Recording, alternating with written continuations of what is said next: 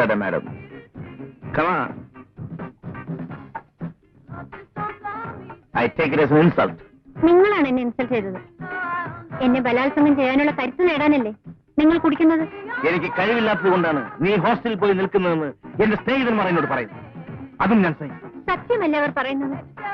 ഞാൻ ഏത് വിട്ടുവീഴ്ചയ്ക്കും തയ്യാറുള്ള ഭാര്യയാണ്. പക്ഷെ ഒരു തെരുവ് പെണ്ണായി പെരുമാറാൻ എനിക്കാവില്ല.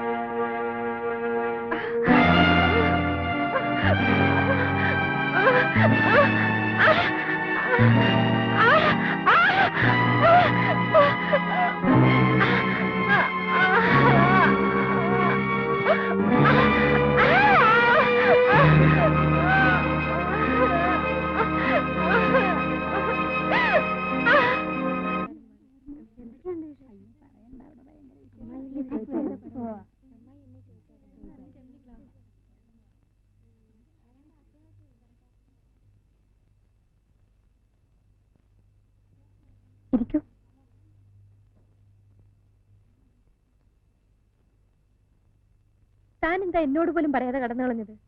സാധാരണ പിള്ളേര് ക്ലാസ് ഉള്ളപ്പോ ഹോസ്റ്റലിലും ഇല്ലാത്തപ്പോ വീട്ടിൽ പോലും ആ പതിവ്. താൻ തലതിരിഞ്ഞതാ. തനിക്ക് എന്ത് പറ്റി? ഇവിടെ നിൽക്കുമ്പോ തോന്നും വീട്ടിൽ പോണെന്ന്. വീട്ടിൽ ചെല്ലുമ്പോ എങ്ങോട്ട് പോരുന്നു. താനൊരു വിചിത്ര ജീവിയാണെന്ന് എനിക്ക് നേരത്തെ തോന്നിയതാ. സ്വപ്നം കാണുന്നവർക്ക് ഇതും ഇതിലപ്പുറവും തോന്നും.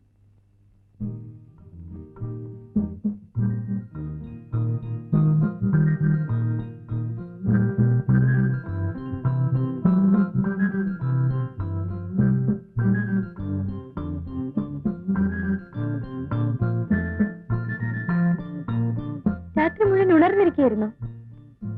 ഉറങ്ങിയില്ലേ? എന്തെന്നാ എഴുതുന്നത്? ഒരു കഥ.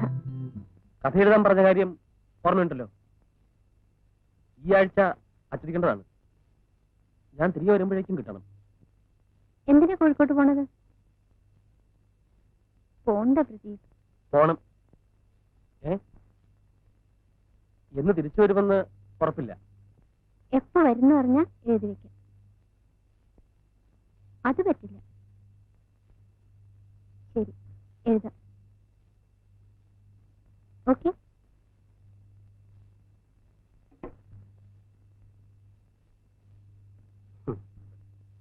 പ്രദീപിന്റെ ഗവേഷണം ചെറുകഥയിലേക്ക് തിരിഞ്ഞോ? ഞാൻ ഉപദേശിക്കുകയാണെന്ന് കരുതരുത്. അവൾ മറ്റൊരാളുടെ ഭാര്യയാണ്. ആർക്കും ആരെ വേണമെങ്കിലും സ്നേഹിക്കാം. പക്ഷേ ദുരന്തം സ്വയം വരിക്കലാവരുത്.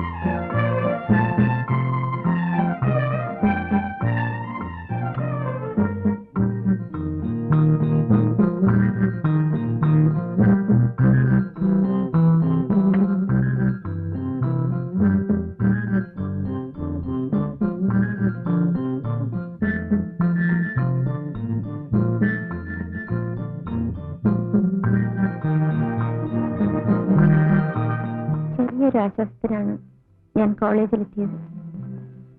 ഹോസ്റ്റലിന്റെ വർണ്ണപ്പേട്ടാർന്ന അന്തരീക്ഷത്തിൽ ജീവിതം എത്തിപ്പിടിക്കാൻ ശ്രമിക്കുന്ന എന്റെ ചുറ്റുപാടുമുള്ള കുട്ടികൾക്കിടയിലും ഞാൻ ഒറ്റപ്പെടുന്നു.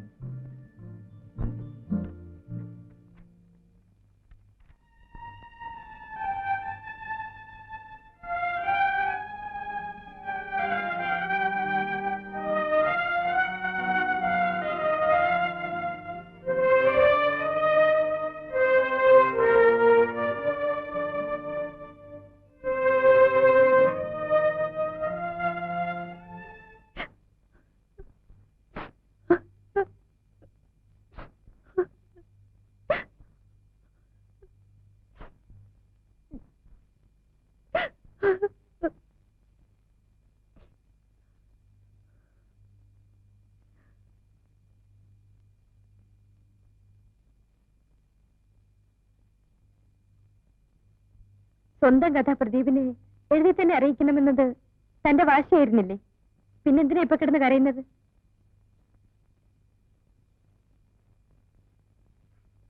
ഈ കഥ പ്രസിദ്ധീകരിക്കരുതെന്ന് ഞാൻ പ്രദീപിനോട് പറഞ്ഞിട്ടുണ്ട്. എനിക്ക് മുഖം കഴി കാപ്പിടിക്കാൻ നോക്ക്. എനിക്ക് വിശപ്പില്ല. എനിക്ക് രമണി.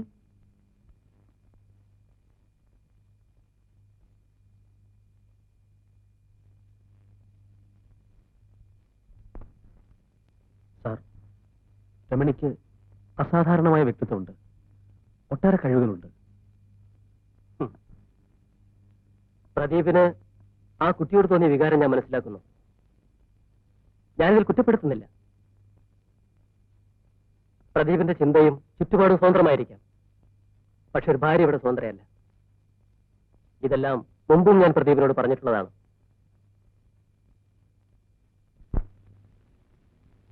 എടോ, തന്നെ കാണാൻ താഴെ പ്രദീപ് കാത്തു നിൽക്കുന്നു. ഇല്ല, ഞാൻ കാണുന്നില്ല. ഞാനും പലതവണ പറഞ്ഞു നോക്കി, കേൾക്കുന്നില്ല. ഒന്ന് കാണുക മാത്രം മതിയെന്ന് പറയുന്നു. ഒന്ന് പോയി കാണും. എനിക്ക് വയ്യ വത്സേ. ഇനിയും കാണാൻ കഴിയില്ലെന്ന് പറയും. ശരി, എങ്കിൽ വേണ്ട. ഒരു കാര്യം ഞാൻ പറഞ്ഞേക്കാം, എന്നെ ഇങ്ങനെ ഇനി ബുദ്ധിമുട്ടിക്കരുത്.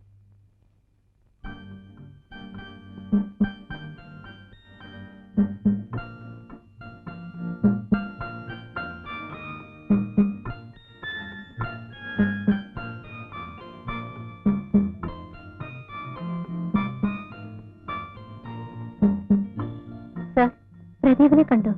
ഇല്ല.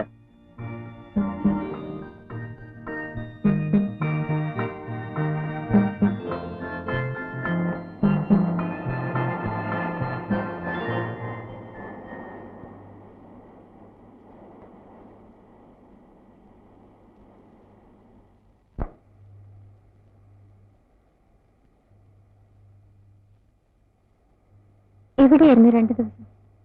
ഞാൻ എവിടെയെല്ലാം അന്വേഷിച്ചു. ഹോസ്റ്റലിൽ വെച്ച് കാണാൻ കൂട്ടാക്കാഞ്ഞതുകൊണ്ടാണോ?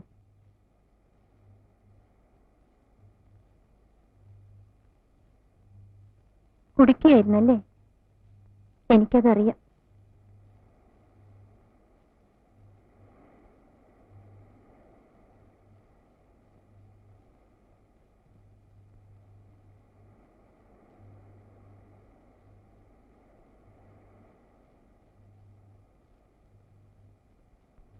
ഞാൻ പ്രദീപിനോട് യാത്ര ചോദിക്കാൻ വന്നതാണ്.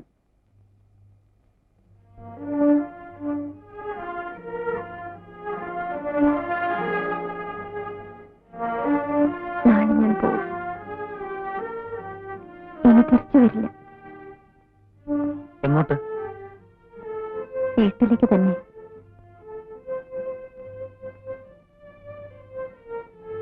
എന്താ ഇത്ര പെട്ടെന്ന് തീരുമാനിക്കാൻ? അല്ലാതെ നിവൃത്തിയില്ല. ഞാനിവിടെ നിന്നാൽ എനിക്ക് എന്നെ തന്നെ നിയന്ത്രിക്കാൻ കഴിയാതെ വരും. പ്രദീപിനെങ്കിൽ എന്നെ മനസ്സിലാവും. എന്റെ ആദ്യത്തെ തെറ്റ് വിവാഹം കൊണ്ടത് പരിഹരിക്കാമെന്ന് ഞാൻ ആശിച്ചു. ഇനി ഒന്നുകൂടി തെറ്റിയാൽ എന്റെ വീട്, അച്ഛൻ, അനിയത്തി, അവളുടെ ഭാവി, എനിക്ക് വയ്യ. വീട്ടിൽ പോയാൽ ഭർത്താവുമായി അഡ്ജസ്റ്റ് ചെയ്ത് ജീവിക്കാൻ രമണി കഴിയുമോ?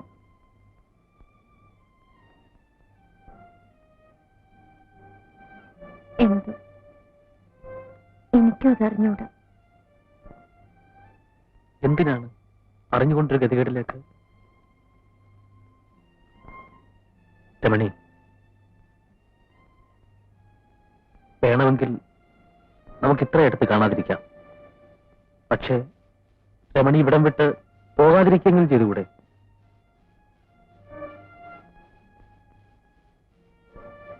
രമണി എന്നെ ഇപ്പോഴും ഇഷ്ടപ്പെടുന്നില്ലേ? രമണി,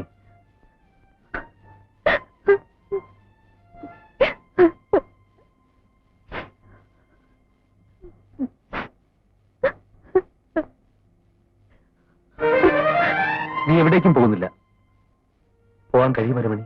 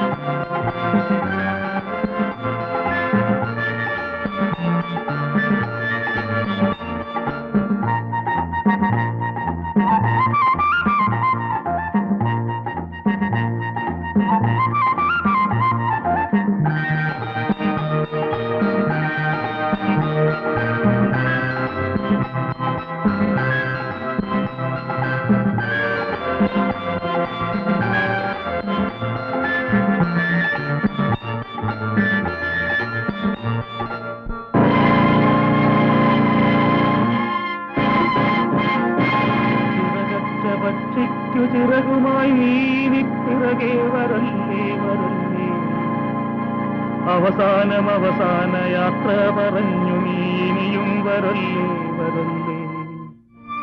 അവസാനം ഈ യാത്ര അവസാനം